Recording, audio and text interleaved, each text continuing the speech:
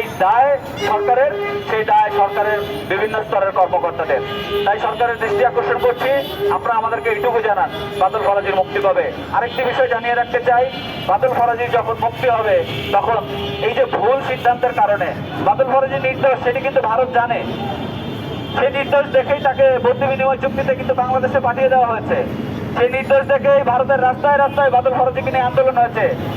ভারতের বিভিন্ন গণমাধ্যম সহ বিশ্ব মিডিয়াতে বাদল ফরাজীর জীবন গল্প উঠে এসেছে। কিন্তু আজ বাদল ফরাজী তার নিজ দেশে এসে উপেক্ষিত, তার নিজের দেশের আইনের ব্যবস্থায়, আইনের অনুশাসনে সে উপেক্ষিত। তাকে তার দেশে সুবিচার দেওয়া হচ্ছে না। তার সাজার মেয়াদ শেষ হয়ে গেছে, কিন্তু এর পরেও তিনি এখনো জেল খাটছেন শুধুমাত্র কাগজপত্রের কারণে। আমরা বাদল ফরাজীর মুক্তির পাশাপাশি তার মুক্তির পর তার সুনিশ্চিত কর্মসংস্থানের দাবি করছি। একই সাথে তার জীবন থেকে চলে যাওয়া যে বছরগুলো আছে, এই বছরগুলো, এই সময়গুলো সরকার কখনোই ফিরিয়ে দিতে পারবে না। তাই তার সমপরিমাণ ক্ষতিপূরণ যাতে সরকার দেয়, সেই দাবি জানিয়ে আজকের মানববন্ধনে আমার বক্তৃতা শেষ করতে চাই। ধন্যবাদ।